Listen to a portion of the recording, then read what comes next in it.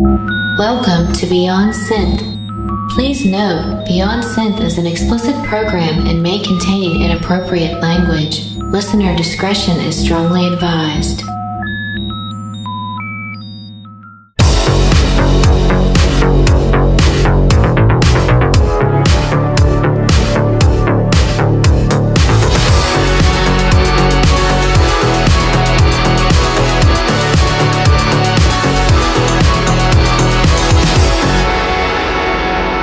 Hey there, welcome to the show. This is episode 63 of Beyond Synth. My name is Andy Last, and you are listening to Beyond... Yeah, okay, I fucked it up. How you guys doing? All right? Did you enjoy last week's episode? We're back from our break as of last week, and if everything goes as planned, there should be new episodes all through summer. If I had it my way, there would never be any breaks, and hopefully we can achieve that goal, because as you know, we launched a Patreon for Beyond Synth, and I want you to check it out. It's at patreon.com/BeyondSynth. I'll also post the links in the show notes on SoundCloud, so you can check that out. In the meantime, I want to remind you that Beyond Synth is brought to you by downtojam.com, a free website that helps musicians around the world connect based on musical compatibility. If you're a musician looking for a partner to jam with or to fill a spot in your band, you're going to want to check out this site and sign up. downtojam.com. That's DOWNTOJAM.com. So check it out. This, by the way, is Beyond Synth, and today my guest is FM84, and he had an album he had an... I promise I won't go on any breaks again, because it seems to really screw me up. He has an album out, and it is very good. We recorded this interview the day the album came out, which was, I think, a month before I took my break, and then I took a break for a month. So what I'm trying to say is this conversation is fresh. A fresh interview with FM84. But no, we had a good talk, and you should definitely check out the album because it is very, very good. How about this? Let's listen to a track, and then we'll come back and do some stuff. Here's a track that I think is pretty awesome. It's called 10th Impact by ADEYHAWKE.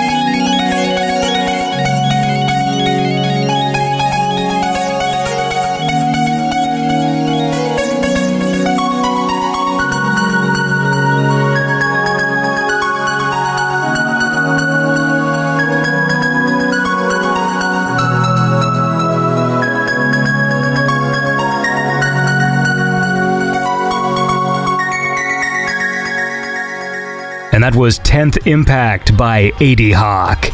And you are listening to Beyond Synth. So how is everybody doing today? Hope you're all having a good time. Listen, if you want to follow me on Twitter, that'd be cool. That's where I post links to new episodes and anything interesting that's going on in the universe of Beyond Synth. So that's at AndyLast on Twitter. That's the official Twitter account for Beyond Synth. And check out the SoundCloud, man. That's soundcloud.com/BeyondSynth. And while you're following things, man, check out the Beyond Synth Facebook page, because it's cool too. So look, obviously since I was on break for a while, I've had a lot of junk mail accumulate, and we haven't done this in a little bit, so it's time to read some junk emails. Here we go. It's time for the part of the show. We're having it tough. 'Cause no one likes junk emails. We don't like junk emails. But when Abby gets junk emails, he reads them out loud on the show.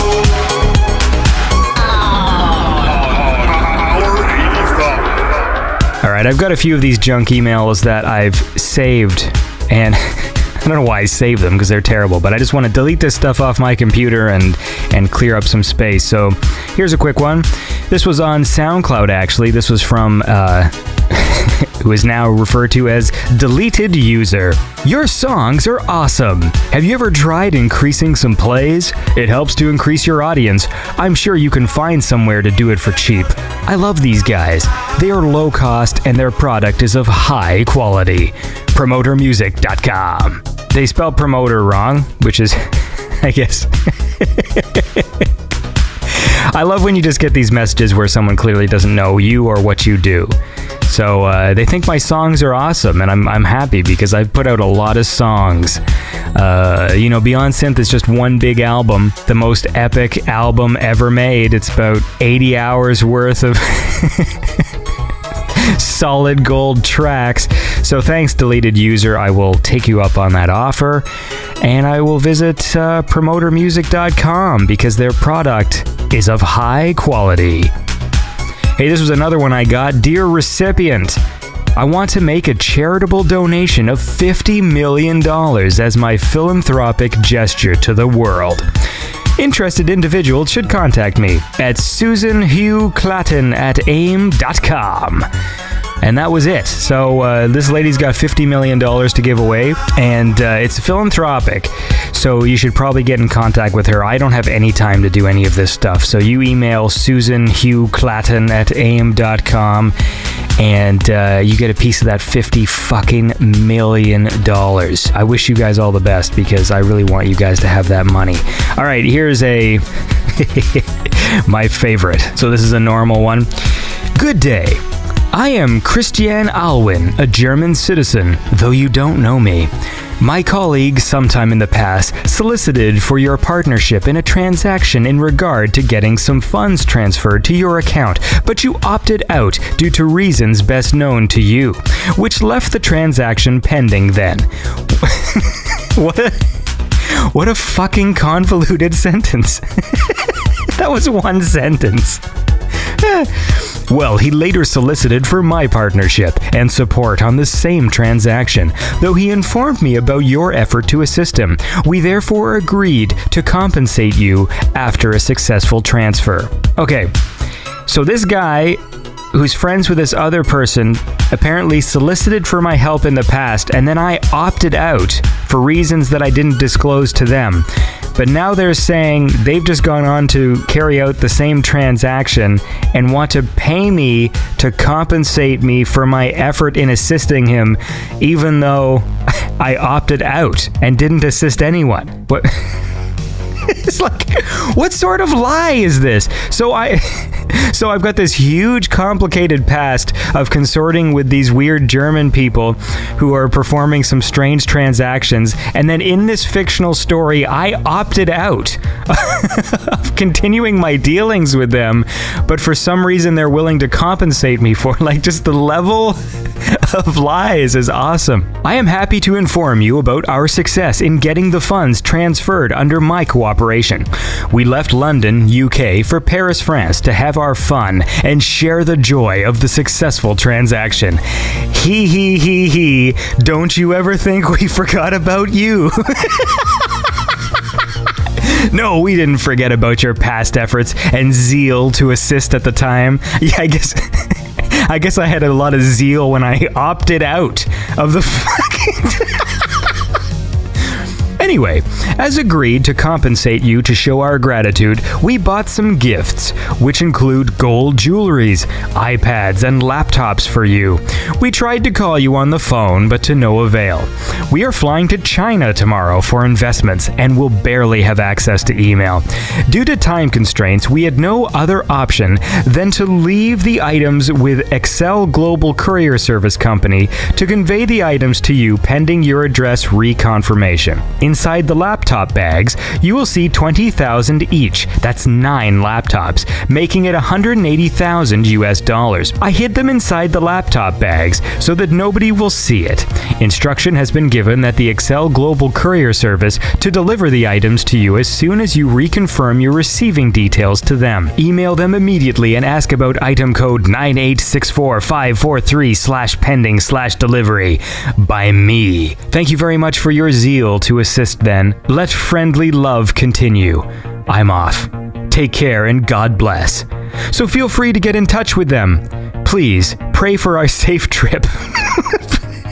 Please note that the courier company don't know anything about hiding money in the laptops. Don't ever disclose it to them. Mrs. Christine Alwyn at ab9usa@yahoo.com. The bottom line is, if you have zeal like I did when I fucking flat out refused to be a party to these transactions that these people were doing, note that the goodwill will never be forgotten. And one of these days, if you help somebody out even though you didn't, they might also send you 9 laptop bags full of money. Let's listen to a song.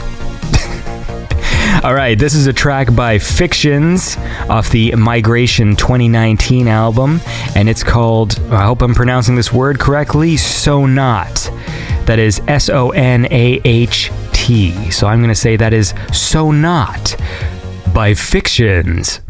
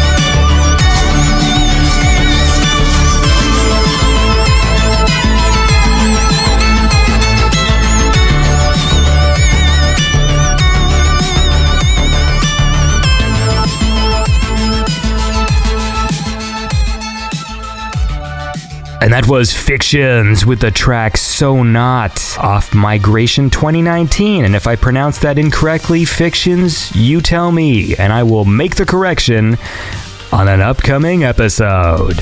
So if you listen to the show on SoundCloud, please like the show, man, and comment and share and do all that stuff. That's always fun to read people's comments and stuff. It shows that people are actually paying attention, which makes me happy. Because I would wither and die without the kind words I receive. Although I slowly die further with the negative comments I receive. So it's a yin and yang. Beyond Synth is on at 8 p.m. Eastern on Power 85. That's power85.com.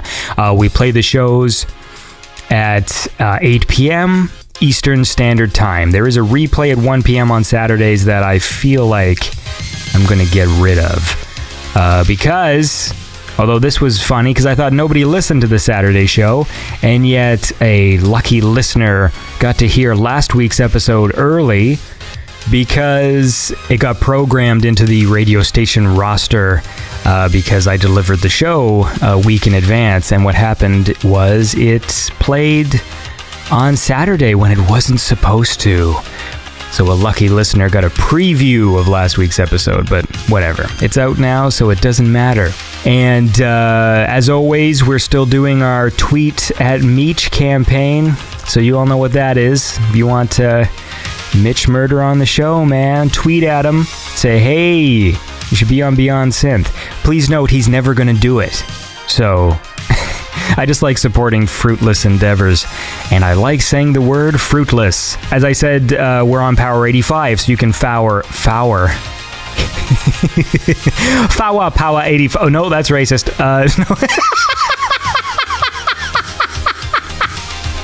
Please follow Power 85 Radio at Power 85 on Twitter. And also follow Project Friday FM on Twitter. Project Friday is, of course, the show that airs on Power 85 Friday nights, hosted by Steve. You get to hear a lot of cool music on that show. So if you need some background music to your party, or you're on a late drive, you know, that's a good show to do that too, man. All right, let's listen to another song. Let's listen to a cool track by Makeup and VANITYSET off the album Wave Hymnal, which is awesome. This is a track called Ono Sendai.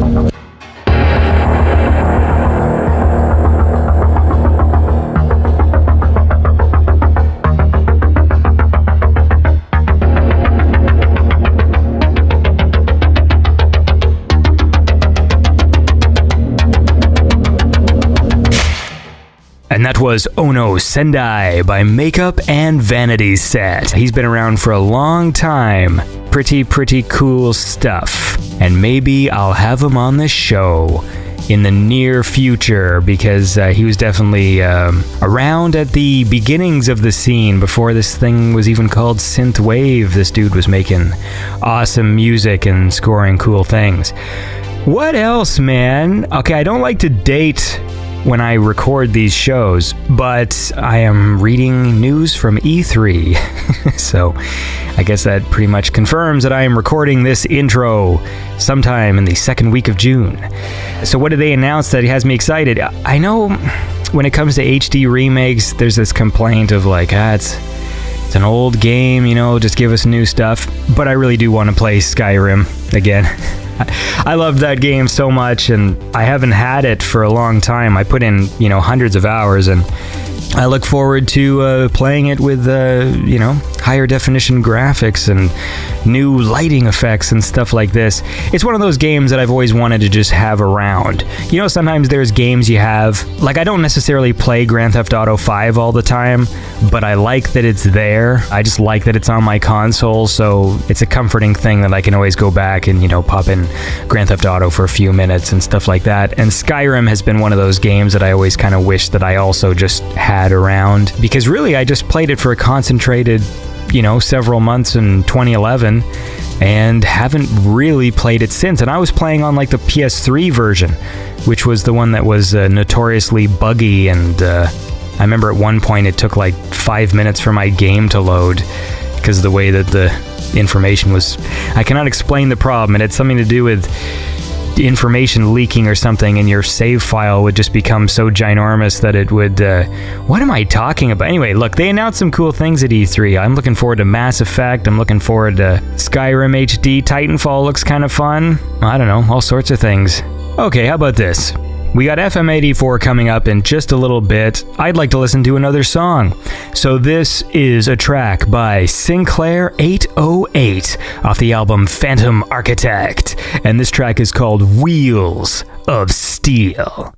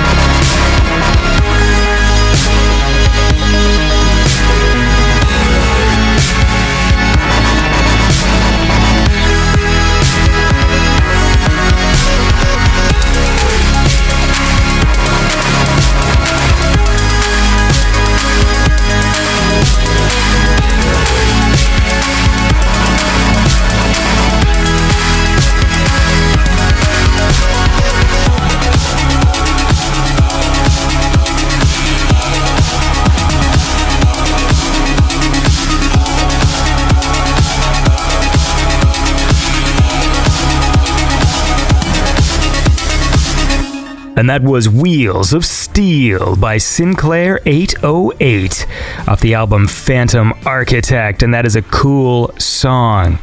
And we got FM84 coming up really soon. And you're going to enjoy that talk. We had a lot of fun. What else? We did our junk mail. Is there anything I'm forgetting? Oh, okay, so if you want your tracks on the show, you can always reach out to me. I always like to have artist permission before I play songs on the show. That's one of my sort of prerequisites.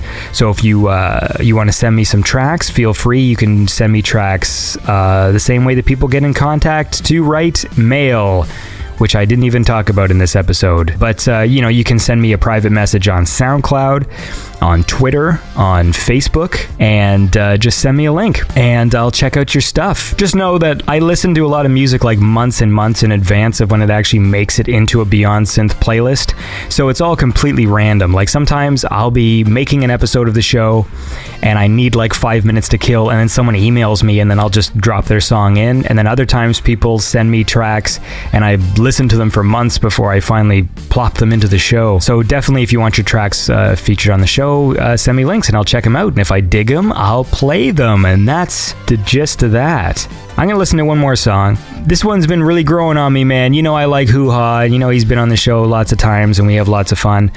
And his track, Cool Teenage High School Jacket, from the Synthwave Belongs in a Museum EP, is it an LP? I'm going to stop caring, all right? I'm just going to call everything an EP from now on unless it's a single. I don't give a shit, all right? Because every time I say EP and LP, I always forget which one means what.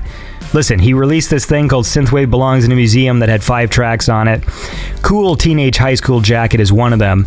And the more I've been listening to this one, it just keeps growing on me, man. It's an awesome song. So this is Cool Teenage High School Jacket by Hoo Ha.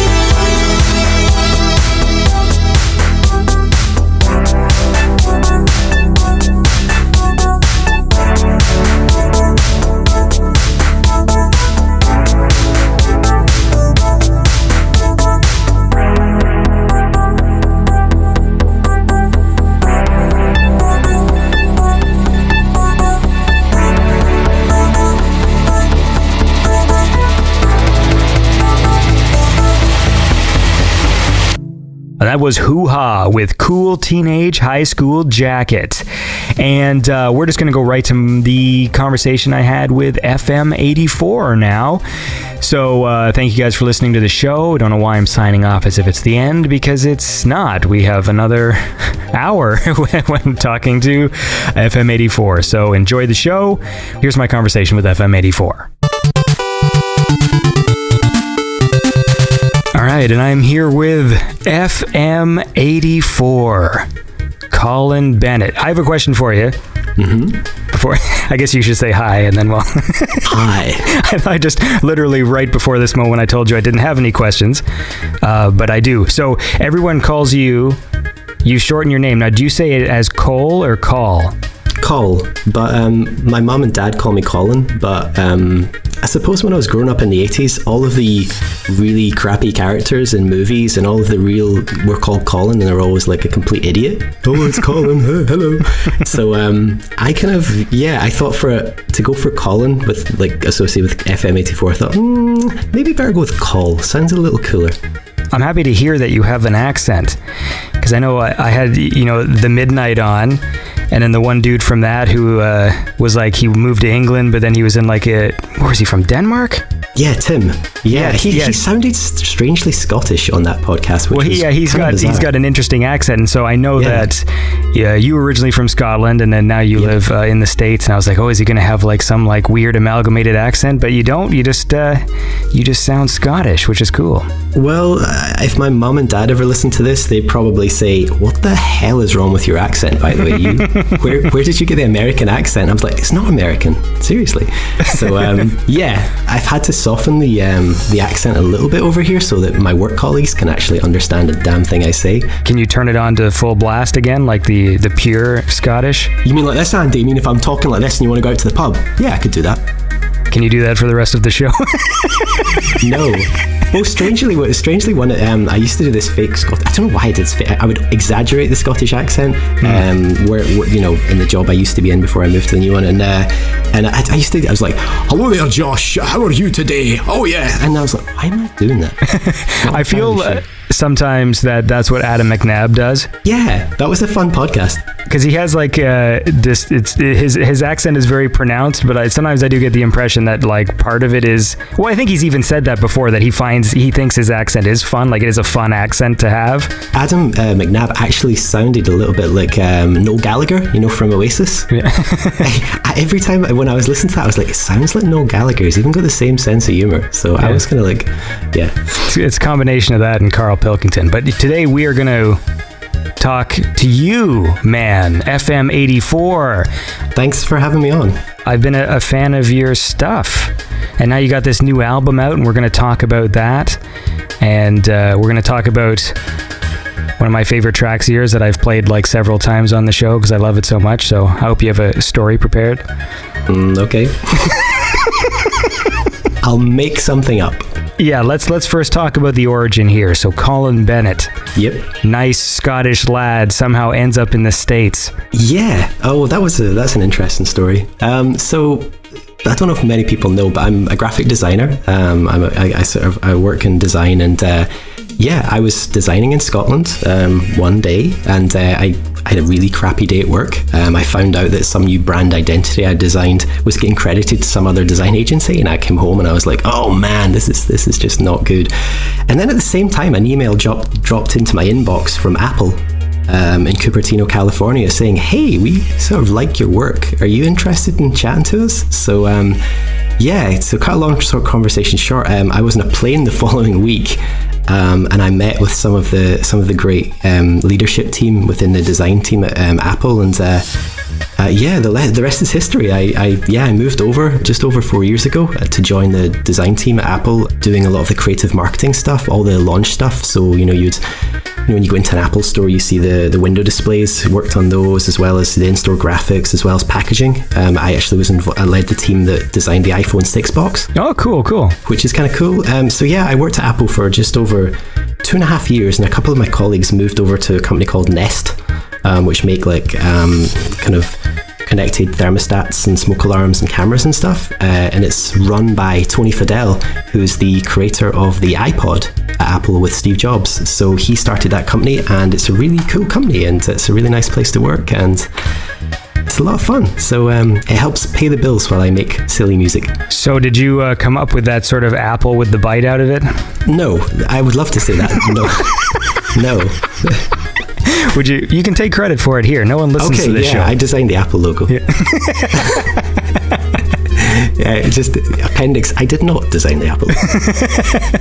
So is your wife also Scottish? She's Scottish too. Okay, so you guys had to bring everybody along. Yeah, right? it was a crazy. Yeah, she pretty much put her career on hold. She's a lawyer. She's a smart cookie. She's way smarter than me. I'm the stupid one.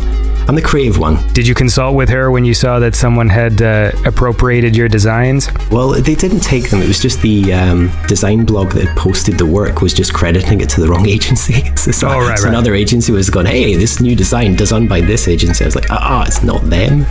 It was my agency. Then you go like, I'm gonna have to go home and tell my wife. Exactly. So no, that was a fun day. But yeah, she's great. She moved over with me. She put her career on hold, and she volunteered for the first year out here. She was working at the Academy of Sciences in San Francisco. She was doing volunteering reading with young kids, helping them, and then sort of we very luckily got her green card within the first year of me working at Apple. So then she could work again, but then she couldn't figure out if she wanted to do the bar, in California, to be a proper lawyer over here. Right. So then to cut a long story short is she did the bar about a year and a half ago, and she's now working as a lawyer, and she works just round the corner from where I work in Palo Alto. So well, that's cute. The whole kind of journey 4 years ago has just figured itself out. And it's cool because she's busy all the time. She works like about 14-hour days, so it allows me the time to do the music. Well, that's awesome. Fun. Well, let's talk about some of that music now. How about that? Sure. Listen, you have a song that I've played several times on this show because I think it's really awesome, so we're going to listen to it. Cool. And it's a track called Mainframe. Cool. Which is my personal favorite, although the new album's got some pretty cool ones we're going to talk about. But we're going to listen to Mainframe by FM84.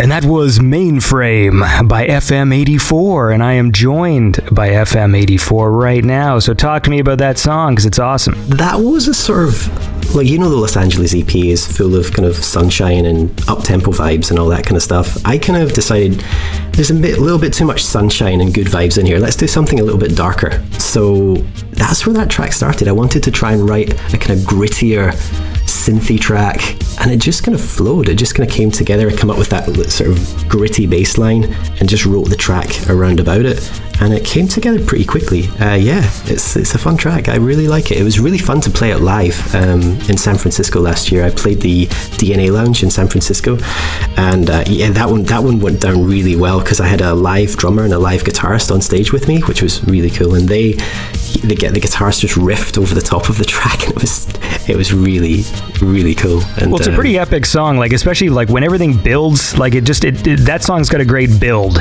and then like when everything's sort of going at the same time towards the end. I'm great at musical lingo, by the way.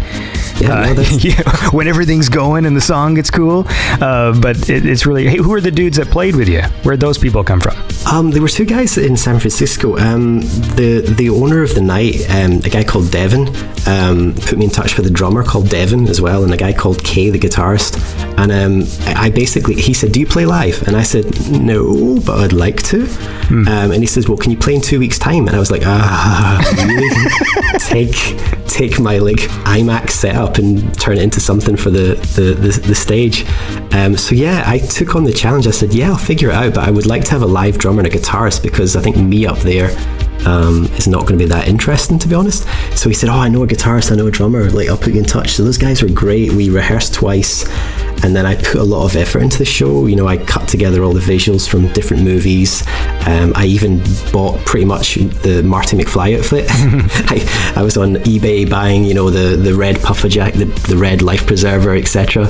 And I put a lot of effort into the show, and it was kind of funny because I had a lot of friends from Apple turn up, and they were all joking before the show, going, "Oh, great, are we paying $10 to get in and see Colin stand there with a laptop?" And they came in and they were like, "Oh wow, he's actually made an effort." And I'm not sure what they were expecting. I think very low expectations. I think they were walking into just like, "Oh, what a waste of $10." So I think it was a really good fun night, and the reaction was really, really good fun. I'd like to do it again, but it was a lot of work. So we'll see. Well, that's quite a bit of stuff to arrange in that short amount of time. Like, seeing as you didn't have a show at all, and then you're given 10 or 2 weeks to like all of a sudden meet two people you don't know, and then figure out how to do all this stuff and get visuals and put together a Marty McFly costume. Like, yeah, it was. And thinking back now, it was a little bit crazy because I did decide. Well, I kind of joked with my work colleagues saying, I don't have a live saxophonist for the DeLorean track. I might just air saxophone on stage just for a laugh. So the part of the track came up, and I thought, what the heck? So I just jumped out the front of the stage and started doing air saxophone, and people were just like, "Wow!" And it was so funny because I remember Devin, that runs the night, he said, "Don't be frightened to go nuts. You know, have a lot of fun. You know, just let your hair down. Don't worry too much about what people are going to think. Put on a show." And that part of me thought, right, okay, let's do this. And it was really funny. But I think I would do a slightly cooler show now. I think my days of dressing like Marty McFly for the first gig are over, maybe. You mean your day? Yeah, my singular day. I like the phrasing, you know, like the owner. We say the owner of the night. Yeah, it was. I love that. That just sounds cool. You can have that for a track name, man. Owner of the night. The owner of the night, FM84. Well, that's fun. Well, I mean, I named the new album after you. You know, it's Atlas, which is almost Andy Last. Hey. Yeah, there you go. I didn't even catch that, and I'm incredibly narcissistic. You'd think I would have. Yeah, I'm surprised.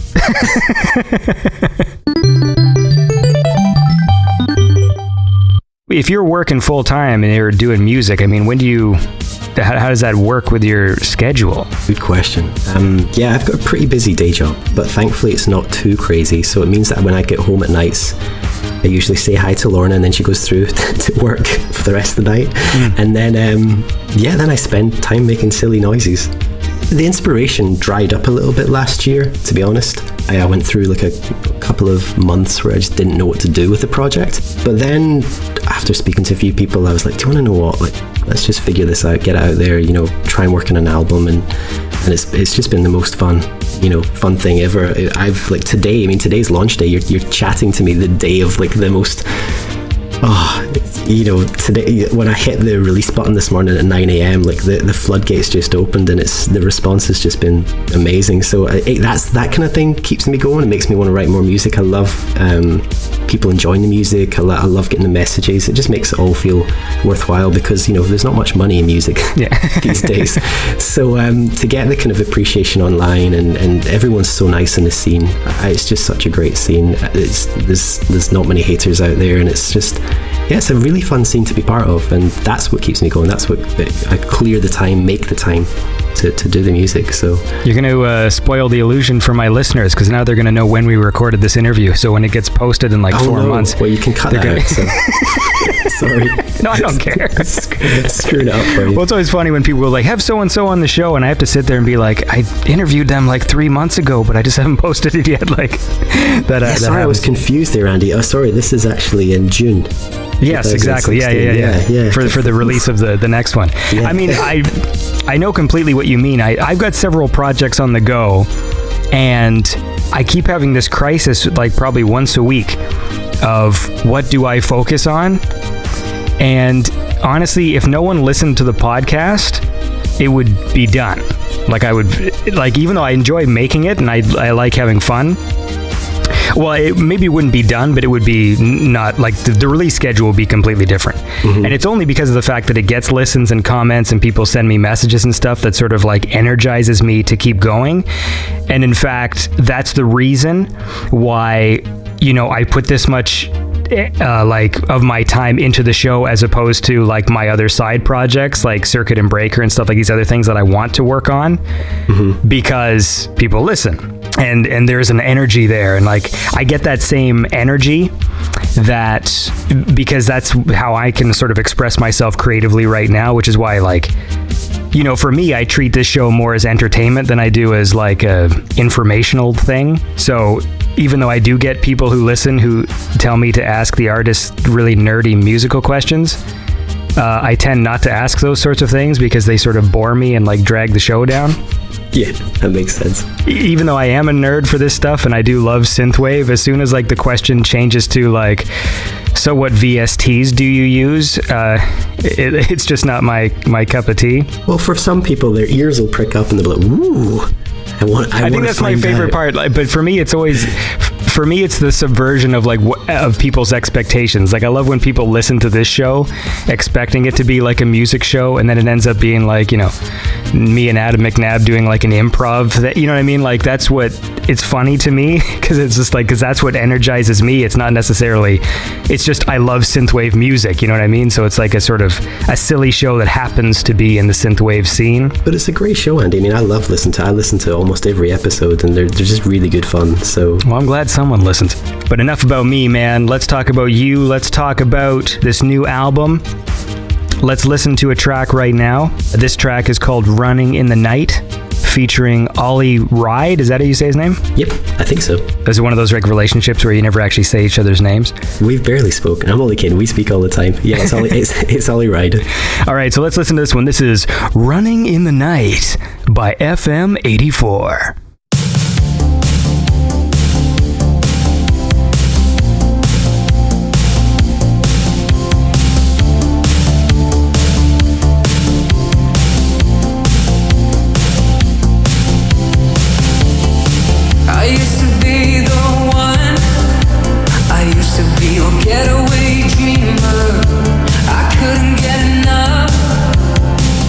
Thinking that we would last forever.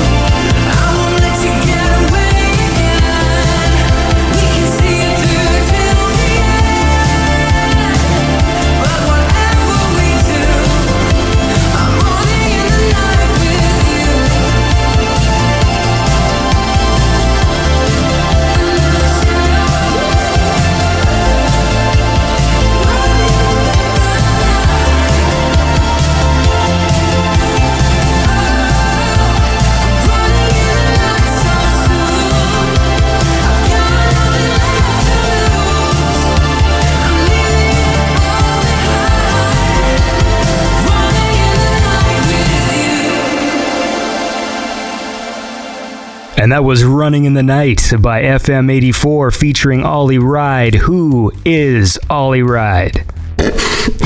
That's my question to you. I thought you were just like stating a fact. Like, Ollie Ride, he is Ollie Ride. No, who is Ollie Ride? Who is Ollie Ride? Ollie Ride is a fantastic vocalist, songwriter from Brighton in the UK. He used to be part of a band a couple of years ago. He's had quite a lot of success, I think, solo career, and he was part of a band with Josh Daly, who sings on the Time Cop track, Right, yep. Let's Talk. They used to be in a band together, and I found Ollie through the Time Cop track, Wild Ones, not Wild Ones, that's my track. Wild Love. See, that's what happens when your song titles are so close. So Wild Ones and Wild Love, god damn it. And I'm sorry, my head, you've got to I have not had much sleep recently. I just getting this thing done. Anyway, so I love that track. I really love that track, and I thought he's got really good songwriting chops. So I reached out to him to see if he'd be interested in getting involved with the project.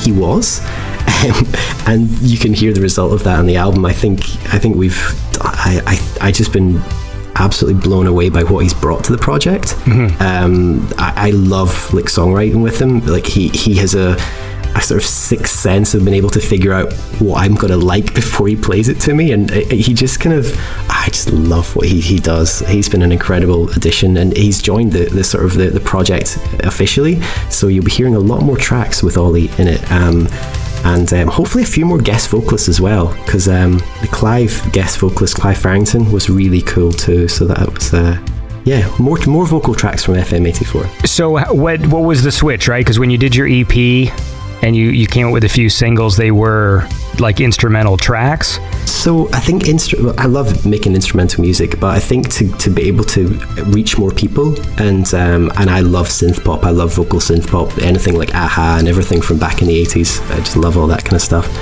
I knew the progression for FM84 was definitely vocals in there somewhere, not by me, because I tried to sing on one of the tracks, and holy moly does that not work. Well, interestingly, in Running in the Night, the little ooh-hoos you hear in the background is actually me. It's a fun fact. But yeah, I figured out I couldn't sing, and as much as Dave Heaton, he's Phantom Ride, he's a really great artist in the scene, he was really trying to encourage me to sing. He kept saying, try singing and I'll try and fix it. Just try and sing this weekend and send me stuff through. And every time I did it, I was like, oh my god, that sounds terrible. And I just don't think I could even listen to my music if I was singing on something, you know? I think it would just ruin the whole thing for me. So I can enjoy my music way more if someone else is singing on it. So it's a tough sort of pill to swallow, because I enjoy singing, but I'm not great at it. And I've made a few tracks where like I'll auto-tune the shit out of it because it needs to be.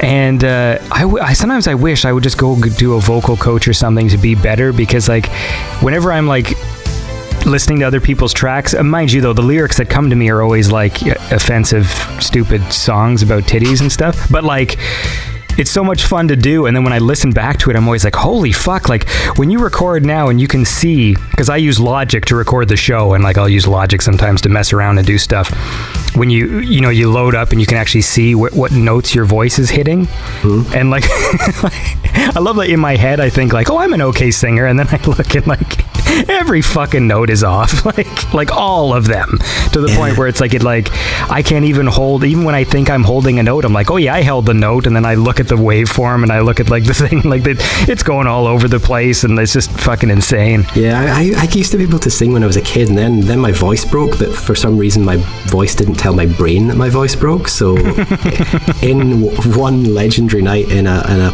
pub in Ayrshire in Scotland, I decided to take on karaoke, and I thought, what song did I sing? It was doesn't matter, it was a really high range one, and I clearly couldn't sing it. I was singing falsetto the way I was like, it's absolutely terrible. And ever since then I've kind of developed a complex about singing, because clearly can't sing, but the cool thing is Ollie can sing. And I remember speaking to him and said, how can you even hit those notes? Because he's like, all of the vocals you hear have not been melodined or tuned at all. Like that's him just singing, and it's amazing. I said, how do you hit those notes? And he said to me, He says, you know how when your voice breaks? Mine didn't break. And I was like, nice. So, well, he does have a great voice. Like, it sounds really nice. It's really cool. Where did, I mean, I think I read somewhere, I remember you mentioning or something that, you listened to like The Midnight. Oh, yeah. And that was like one of the sort of the inspirations to do it. But like, your music came out of the gate pretty, like, the production was good. There's lots of people sometimes where I can hear the evolution of their sound. And I find with your stuff, like with the first EP, like it was already good. I've been making music since I was like 14 years old. It's been sort of my lifelong hobby. And I've been writing songs even back as far as school. So, I mean, just to give context, started when I was 14 and I'm now just turned 37. So, I've been doing it a long time, and when I was at school, I used to write like cheesy love songs in the piano. Yeah, it's never going to get out there, but this is the cheesiest love song ever that I wrote when I was 17 years old, which is really funny. Does it exist? It does exist, but it's never. No one's ever going to hear it. So unless you get me really drunk one night, you never know. So I've been doing it a long time, and it's just been my hobby, for forever. Because at the end of school, I hit this weird crossroads where I was really into art. And I was really into music, and I didn't really know what I wanted to do. For 1 second, I was going to go and do audio engineering. That was one thing I was really into. Or I was going to go to art school. So it was either let's go music or let's go art. And I decided to go down the art path, and I went to art school. But I always made the music, even at art school, I would go home at nights and start, playing around. Back in the days of Rebirth in the late 90s, I used to use Octamed and the Amiga. And then that probably means absolutely nothing to you, and you're probably like, what? No, you know why I know what that is? Because back in the day, I think I bought like a MIDI keyboard. Mm-hmm. And sometimes they would come with like demo software. Yeah. So Rebirth, I remember this fucking thing called Cakewalk. Yep. What else? I mean, I used Fruity Loops demo when it was like Fruity Loops 1 or Fruity Loops 2. And I pretty much like, not that anyone ever really hears the music I make because I don't release it, but like from Fruity Loops 2 I made tracks all the way up until the newest Fruity Loops, and then just because I use a Mac predominantly, and I have for the past few years, good. There just really isn't a dedicated Mac version of Fruity Loops, and so I just switched to Logic, and now I just record the show in Logic. So that's what I do. But I do know all these references of yours. Yeah, and I kind of wrote music all the way through, and then I was into the whole Lifelike and Valerie collective back in like about 2008, 2009. So I was really into the retro stuff back then. And then I heard, for whatever reason, I stumbled upon the Midnight's album, Days of Thunder, and it just blew me away. I love their stuff. They for me the North Star in the scene. I think the work that Tim and Tyler do is just incredible, and they inspired me to like really start like making music properly, because I'd been faffing about for so many years. So Lorna, my wife, was really busy for over the period about 2 months. She had this deal she was working on and had to work every weekend for about a month or so. So I just thought, hey, I've got some time. Let's figure this out. And so I just dived straight in, and the Los Angeles EP kind of fell out about 4 or 5 weeks of faffing around. Speaking of faffing around, I'm trying to come up with a segue. Let's listen to another cool track off the album. I think this one you actually released as a single first a while ago. I could be wrong. Sometimes I get confused because people send me stuff, and I know you've sent me tracks, and then sometimes I don't remember if it's like, was this a single or was he just sending me something? It's called Let's Talk. Yep. And it's a remix of a Time Cop 1983 song featuring Josh Daly. So let's listen to that.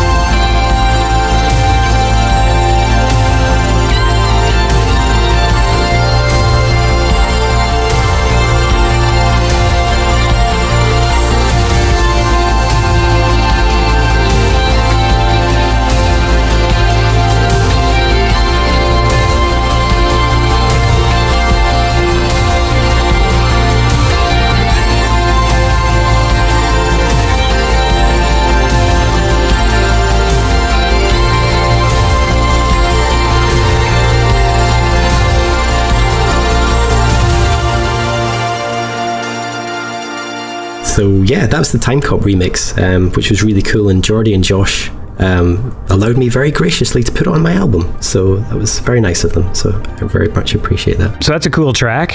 It is.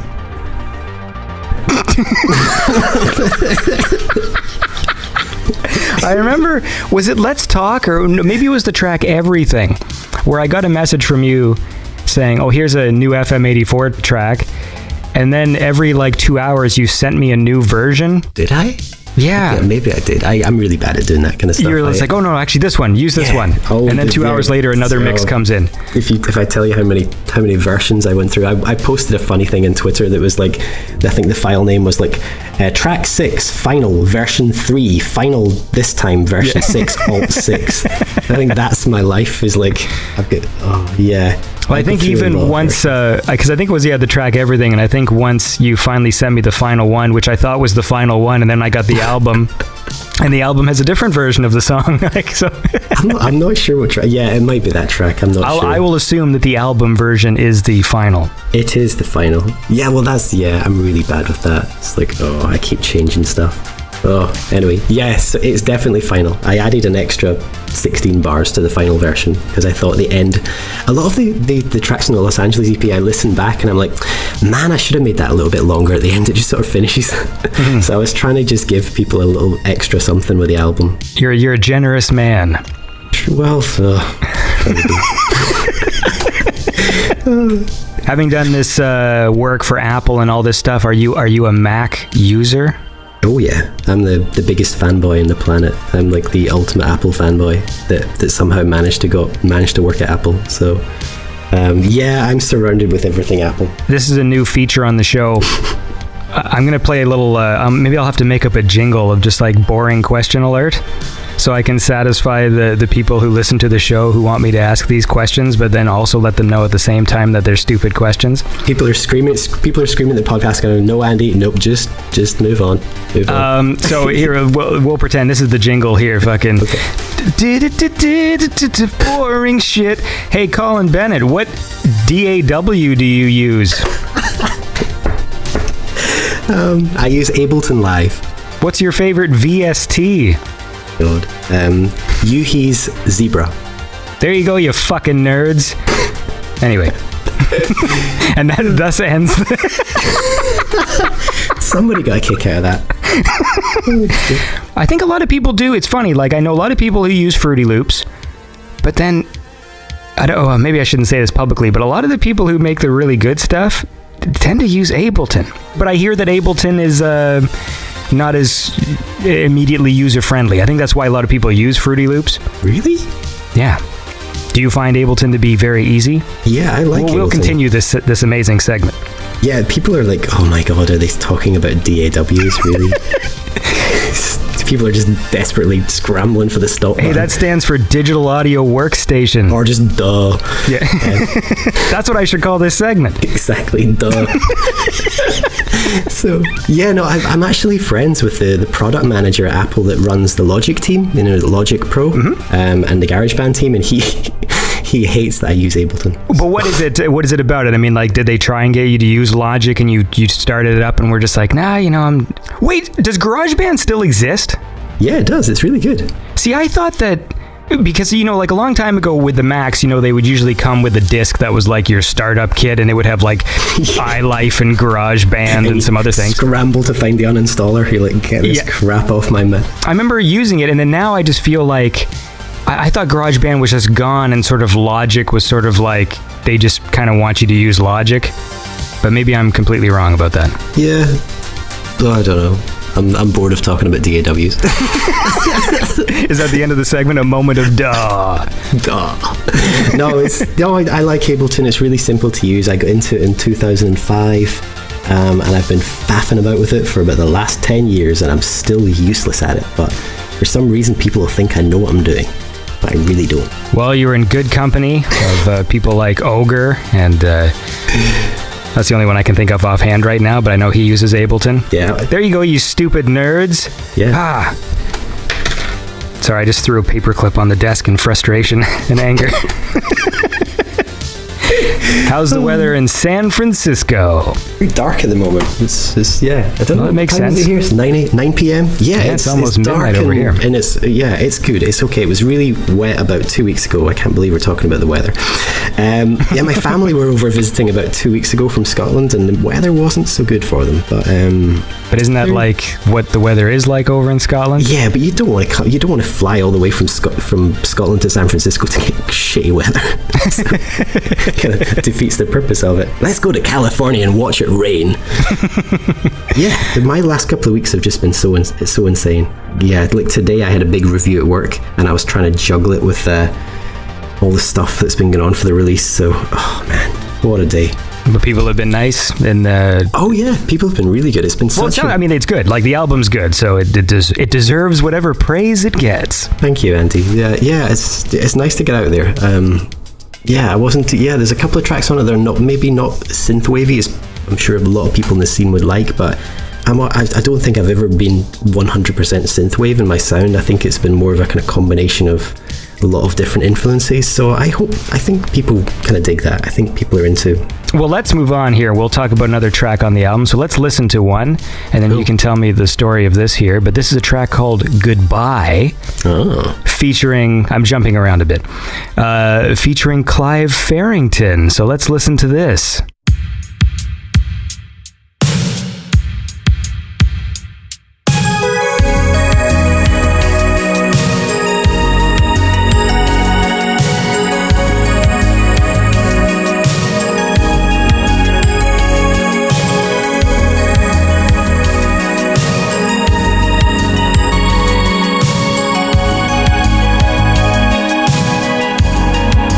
As summer fades away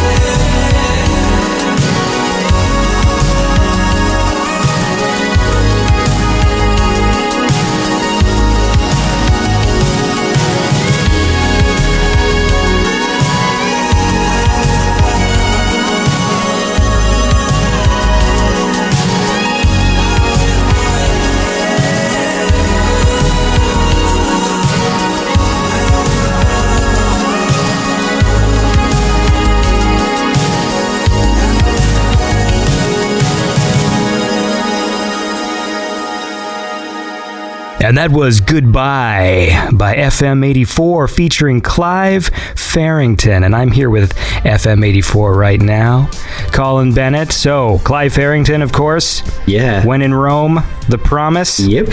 That's what people will know him for. And when you're in doubt, and when you're in danger, take a look all around, and I'll be there. Which is a good track. So how did you how'd that work? Wow, yeah, that's a good question. So one of the guys that likes my music, his name's Colin as well, he posted my music on his Facebook feed, and it just happened to be that he's friends with Clive through a sort of mutual relationship in Los Angeles, and Clive really liked the track, so he got in touch with me with a version of this other track with him singing on it. And I didn't realize that Clive was the lead singer of When in Rome, and then it took me like a couple of days to put two. I was like, whoa, wait a minute.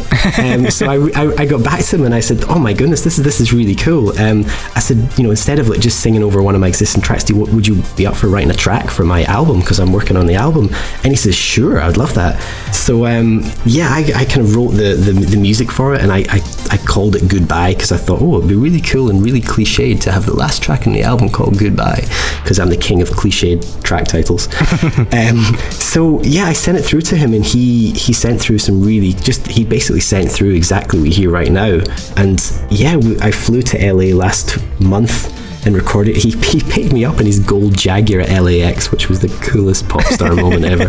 It's just like, he says, I'll pick you up in my gold Jag, and I'm like, yeah, sure. And he turned up in a gold Jaguar, and I'm like, whoa.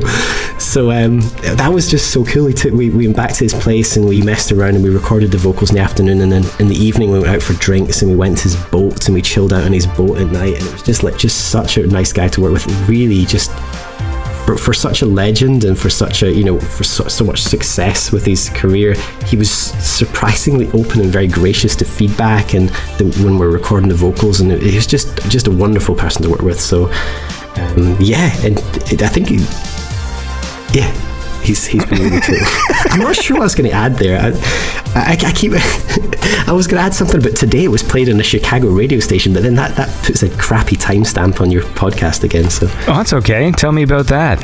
Yeah, today Clive is, I think, friends with a big radio station host in Chicago, and they played the track this afternoon on like every 30 minutes throughout the afternoon. Hey, that's awesome. So it was really cool. And they kept pitching it as FM84 featuring Clive Farrington. They were like, we all know Clive Farrington, but who is FM84? Let's look into it. And they were like, he's called Colin Bennett. Sounds like a secret agent name. And I was like, oh my God, this is just so nice. That's awesome. So that's cool. So like, he just took this initiative out of nowhere. I mean, that's great for you, man. Yeah, it's really cool, and I'm hoping that he can open, maybe, fingers crossed, open the door to a few other interesting 80s collaborators further down the line. So, but no news on that yet, but I would love to figure out something else with he knows a lot of people from the 80s, so we'll see. Stay tuned. Yeah, you're gonna have to start doing a lot of cocaine. I think that's phase 2, to sort of meeting all these people and going on golden boats and stuff. Is there's gonna be big piles of coke, and there's gonna be some sort of initiation, I imagine. Yeah, well, we'll see. Your wife's a lawyer. She'll get you out of trouble. Yeah, she's probably tapping the shoulder going, do not say another word. Step away from the mic. There's the power cord. Pull the cord. That would be amazing. She can be your PR agent, man. That'd be awesome. Yeah, my brother's trying to get involved. Because my brother's really funny in Scotland. For whatever reason, people are a little bit negative and a little bit kind of, they're like, hey, I just bought a new car. You don't need a new car. Why are you buying a new car? Hey, I just wrote an album. Stick to the day job. So you get a lot of like very negative. And my brother, who's usually kind of like, oh, okay. He actually, he replied, he was like, oh, the music's really good. Do you need a manager? So I think for once, like, my family's actually thought, oh, it's Colin and his silly music. Oh, it's actually kind of good. Well, that's nice. That's been I've heard that about Scotland. Yeah, Scotland's a great place. I miss it a little bit, to be honest. But I've just heard that before, like with interviews with other like sort of Scottish people and stuff, that it's just sort of like part of the culture. It's just like the keep you in check. I think that's the phrase. Oh yeah. And every place has their thing. Like sort of Canada's like that as well. Just about, you know, we seem to be cliched of sort of keeping our expectations reasonable. Yeah, I think there's a bit of that. People don't like success in Scotland. If you say you've done something really great, they're like, I haven't done that, so screw you. Yeah. so it's got a little bit of that kind of stuff going on, but it's a great place, and I've got a lot of friends back home, and I miss them a little bit. But I think I'm really enjoying things in San Francisco. So. It provides all the inspiration for sunny vibes, because I wouldn't be able to do that living in Scotland. Yeah. So who are your favorite Scottish celebrities? I'm not going to say any cliched ones. I'm not sure, Andy. What are the cliched Scottish ones? Oh, Sean Connery, isn't it? Oh, right. You're a shite for sure eyes. There used to be a talk show host in America called Craig Ferguson. Yes. Who was pretty big, I think, in LA. And I remember when Lauren and I visited LA about 10 years ago, somebody said, oh, you'll know Craig Ferguson. We're like, who? And they're like, he's this famous Scottish guy over here that's doing talking. We're like, who? Well, also, I think most of his success, I mean, he was in LA a long time, right? Because I mean, he was in like Drew Carey show and stuff like that. So I don't even know when the hell he was in Scotland. Like he's, you know, that's like 90s. Yeah. But there's lots of, it's really cool actually how many Scottish actors and stuff have come over and done well, like Ewan McGregor and who's the guy that's in the X-Men? Oh, James McAvoy. James McAvoy. Yeah, there you go. So yeah, there's a few people doing pretty well. Everyone's just like, I wonder if this segment's going to go down as popular as the DAW one. Oh, man. Here, let's listen to a track. I think this is my favorite track on the album.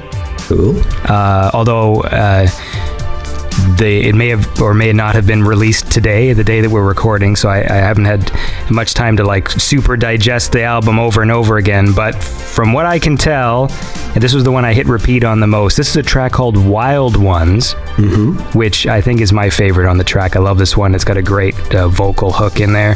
That part where he goes and says the Wild Ones line. Yeah, that's it's a good track. That's Lauren and my wife's favorite track. And it's funny, everyone's got a different favorite track, which I kind of like actually. That's cool, man. Yeah. Well, let's listen to it.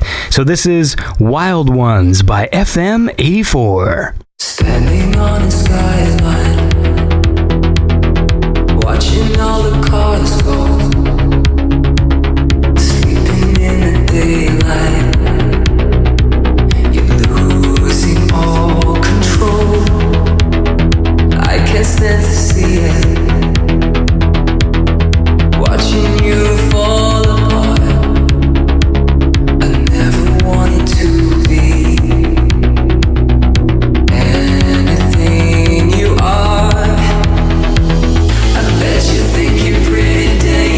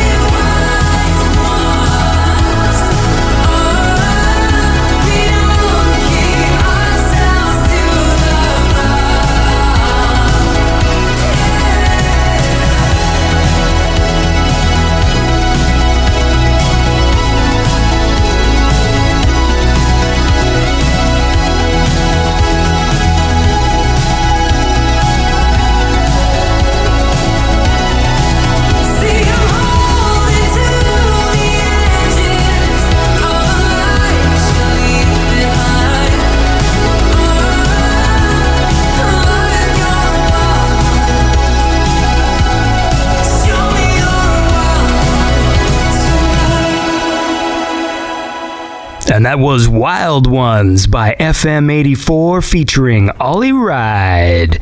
Yeah. That's a good track. We talked before about how you don't like singing, but like, do you ever think of a vocal like anything and just say, oh, it'd be cool if you did this, or do you just let him do what he wants to do? Sometimes. I think I kind of try to let singers and the actual kind of the vocal writers do their thing, because that's what they're good at.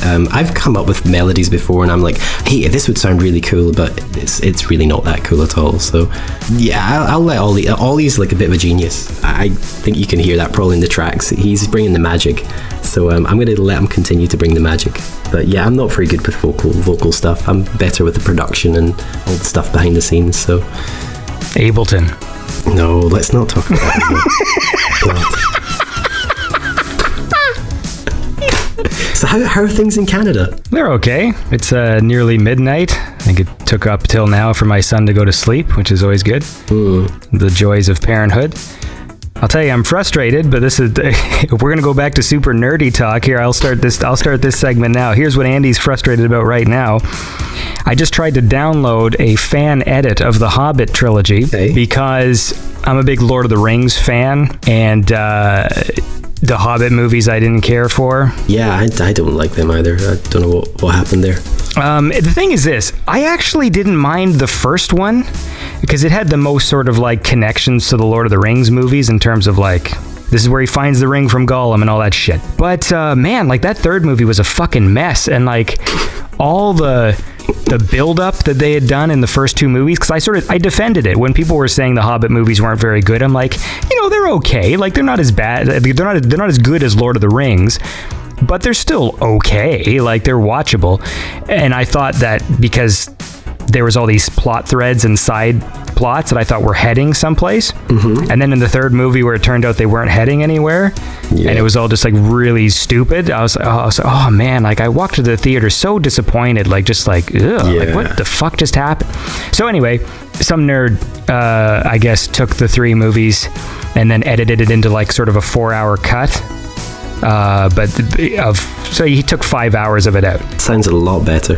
Yeah, and I think, and basically his prerogative, I haven't watched it yet because we're going to get to my annoyance right now, but I guess this dude's prerogative was, I'm going to make it kind of more faithful to the books and keep the focus on Bilbo, because in the movies, like, he sort of takes a back seat in like the third film to like all the stuff that's happening, and he's supposed to be the lead character, But the file is really big, and my USB stick isn't formatted exFAT. It's only formatted FAT, the file type, because I want to play the video on my PlayStation. And it turns out my USB stick is broken, and so in order to get this file off the computer so that I can play it on my PlayStation, I need to format some other drive, exFAT. And I'm going to do that, but it's going to take some time. So instead of watching the Hobbit trilogy tonight, I will just be transferring files off the drive so I can format it. Do you have a Mac, Andy? I do. See, you should get an Apple TV and a little app called Beamer, which is really cool, because all you do is it connects directly to your Apple TV, and you just drag any video file on top of Beamer and it'll beam it directly to your TV, like anything. Just throw it on top and it just streams it straight to the TV. You fucking corporate shill. You've come on here just to talk about Apple. I get it. No, it's not. It's not an Apple app. It's another third-party app, but it's really handy. So there you go. Of course, I would need an Apple TV to... See, I'm trying to upsell Apple here. Yeah, so this is the reason why we didn't start recording exactly when I said we were going to, was because I thought for a second there, I'm like, I'm going to transfer this thing, and the second I'm done talking to Colin, I'm going to plug this in and watch The Hobbit, and then it's like, your USB drive is corrupt. Sweet. Oh, I guess I got to transfer this to, can't transfer it to any of my other drives, and so this file is just fucking sitting there. Same thing that happened when I downloaded the Star Wars despecialized editions. Oh yeah, okay. Because they're very big files. Like, that was the one where that nerd took the original Star Wars films off the Blu-ray. I don't say nerd disparagingly, by the way. Like, the dude is doing the Lord's work, but like he took the Blu-ray Star Wars movies and took out all the special edition effects, so they're basically like high definition versions of the original cuts, because you can't buy the high definition versions of the original edits. You can only buy the special editions in high definition. Oh, see, that's funny, because people, I've got some. I usually post a track and then I update it, and then I update it again, and I add an extra bit onto the end. And some guy said, "Would you stop fucking George Lucasing your tracks? Leave them alone. Keep adding special effects and shit." And they're like, "No, just stop it." Oh. Well, you should take that joke to the next level then, and just actually do one that's just full of like Jar Jar Binks voice samples. Oh, God. Yeah, wow. Oh man. So, what's your favorite movie, Andy, from the 80s? Good question. Is this going to be a new segment? I think. Yeah, Andy's favorite movie from the 80s. Let's see. Today I will go with Scarface. Huh. I love Scarface. Yeah. And I miss it because I can't, I've got a young son. Oh, that's good. That's good to watch with him. He'll enjoy that. So my favorite films are all R-rated movies. Well, he'll enjoy that scene in RoboCop. You know, where he turns into RoboCop and... Oh yeah, that scene scarred me as a kid, but even I didn't see it when I was 5. Like, I mean, I saw that scene even when I was like 10 or 11, and it still upset me. It's an upsetting scene. It is. On the Blu-ray, it goes on for like an extra like 20 seconds too, where you see his arm fall off and stuff. And then the guy falls in the acid at the end. Yeah. Well, that scene is awesome. Like that's amazing. Don't touch me, man. I love that movie. But yeah, Scarface. I love Scarface. I was thinking about this the other day. This is a problem that always happens to me. Not a serious problem, but like, everybody is so unique in the things that they like. Even though we all sort of like similar things, everybody's got their own little niche and stuff like this. And so whenever people try and tell me they think I'm going to like something, they're always wrong. And that's been my experience. Like, anytime someone's like, "Oh, you like this? Oh man, you'd love this show," and so it's like, "Oh, you think that's funny? You'd love this," and they're always wrong. They've never. And I started thinking about my own taste, and it's like, wow, like it really is really diverse. Like, my favorite television show is classic Doctor Who, but my favorite movie is Scarface, and these things have nothing in common at all. Like, no, that's true. That's true. That kind of thing happens all the time to me, where somebody goes, "Oh man, I know you really like this track. You love this one." I listen to it. And you're like, "Do you even listen to the other track? It sounds nothing like." Yeah, it's funny, eh? You never. That's why I don't predict on behalf of anybody. Like, all I'll ever say is, if I like something and I'm trying to convince somebody that they should watch it, I'll just let them know how I feel about that thing, and that maybe that will give them the information they need to make a decision.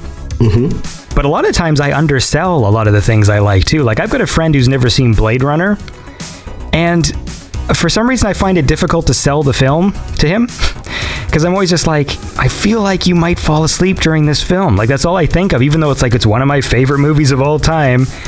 I think for someone who's never seen it before, it might be a little slow. Yeah, it's a lot more chilled. It's a really great film, though. Oh, it's awesome. I mean, the only reason why I put Scarface, I just love Scarface. I don't know. It's tricky, right? There's a lot of great 80s films, Flight of the Navigator is the best one. Although, well, actually, Back to the Future is my favorite one, but have you seen Flight of the Navigator, Andy? You know what? I've never seen Flight of the Navigator. Come on. It's Adam McNabb always goes off about Flight of the Navigator to me. Like, so that's his example, and I've never seen it, which is exciting. I like not having seen. Yeah, well, here's the setup for Flight of the Navigator. So I'll explain this because I want everyone that's listening to go and watch it, because it's one of my favorite 80s movies. And if you've ever noticed the little FM84 logo, which looks like people think it's a leaf, it's actually the spaceship from Flight of the Navigator. Ooh, so there you go. There you go. So no, the setup for the movie is Mum and Pop are getting the kids, getting the dinner ready for the kids, and his little brother's playing out in the forest. So he's told to go and grab his little brother from the forest. So he runs into the forest, and his little brother, jumps out and scares him, and then, runs back at home. So while he's in the forest, he hears this weird noise. So he looks over, and then he falls down this ravine. So then he wakes up, and he runs back up to his house, and he goes up to the door, and it's locked. So the door's locked, and he's like, what the hell? So he bangs the door, and the door opens, and it's an old woman. It's like, it's not even his mum that lives there. And then they freak out, and the police come and stuff like that, and they figure out he's been missing for 8 years, but hasn't aged a day. Does that not make you want to watch it? So what happened? Aliens? Yeah, but you gotta watch it. You're just ruining it. Well, everyone knows it's aliens, but it's really good fun. It's a great movie, and yeah, it's one of my favorites. I'd recommend it. All right, I'll check it out.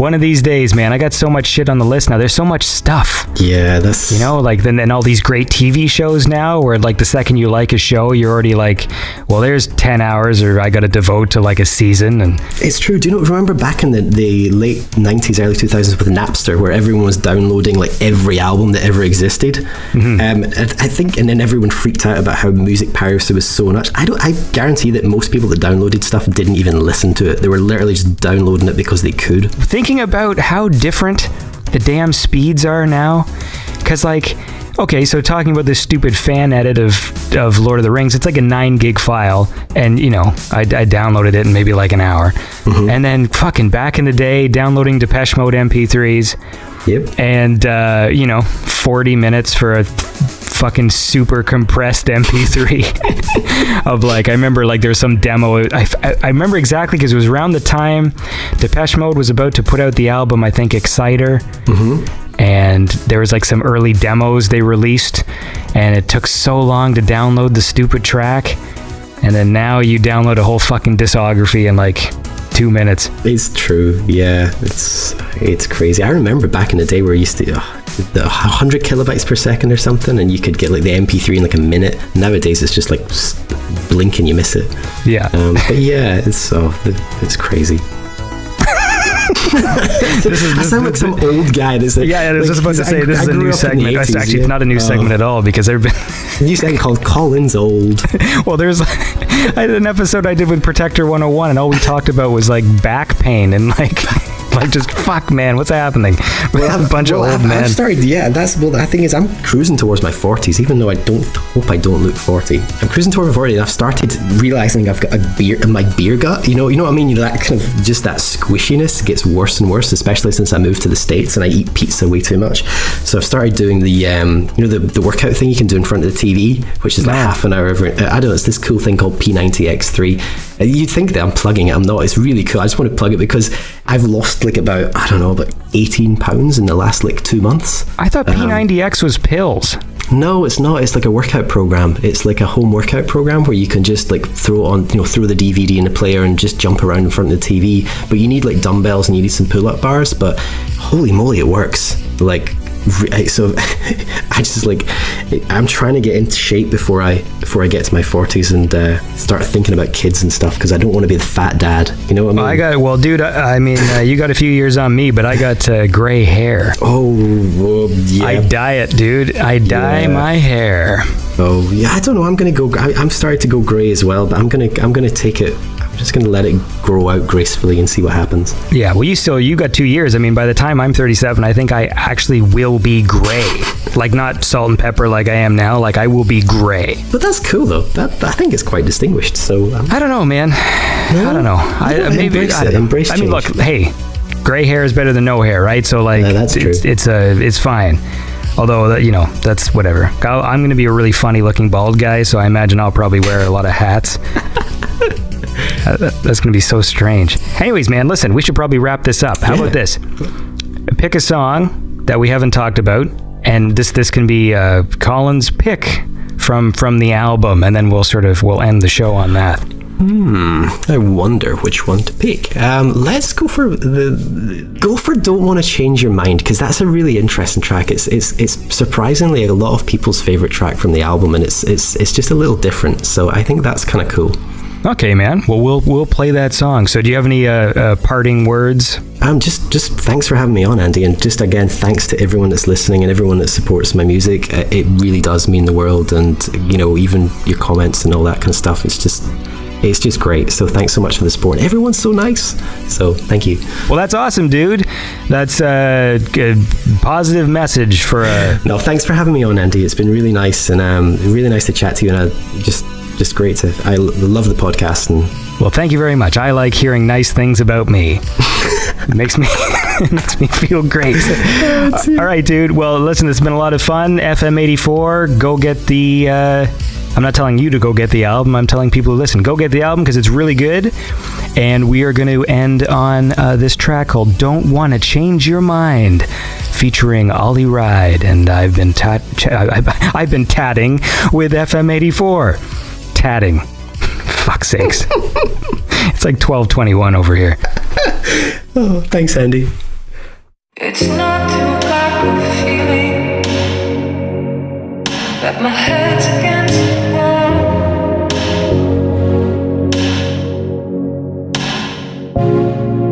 Convince me that I'm dreaming, and you're waiting by the door.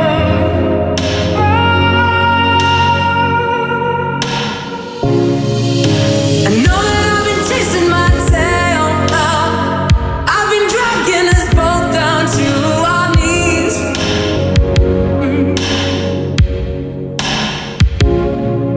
If you want to escape, just say now. You always know what was good for me.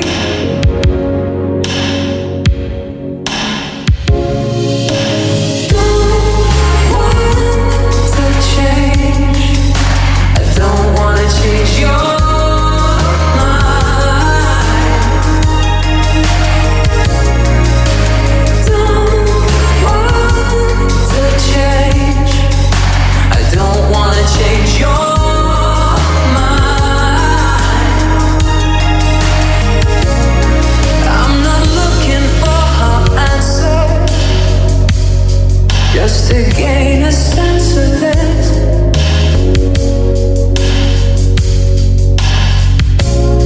Just let me loosen my head for a while, and I'll be whatever you insist.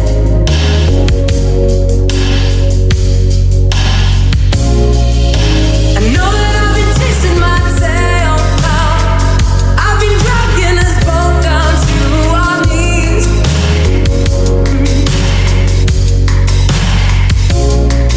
If you want to escape, just say now. You always know what was good for me.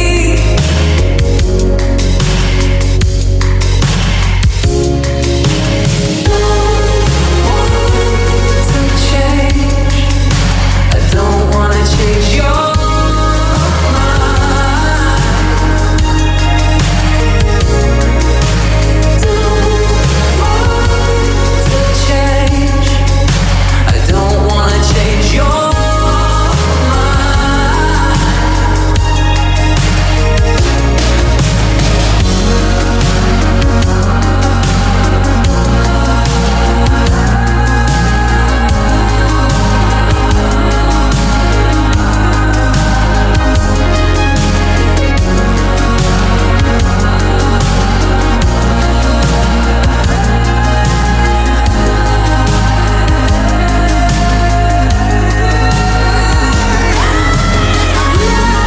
defenses run. Don't every dream that we had tried.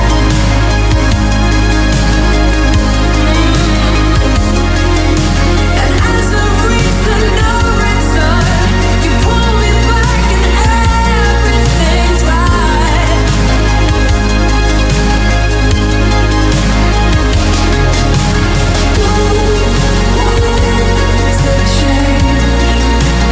Don't want to change. I don't want to change your mind. Don't want to change. I don't want to change your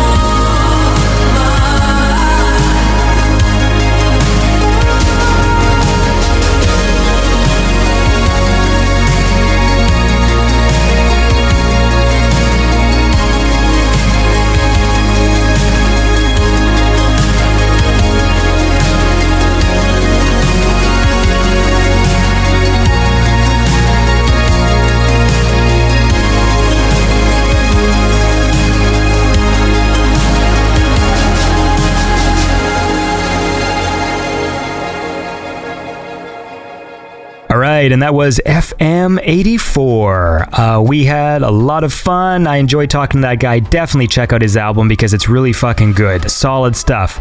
So thank you guys for listening, and tune in next week.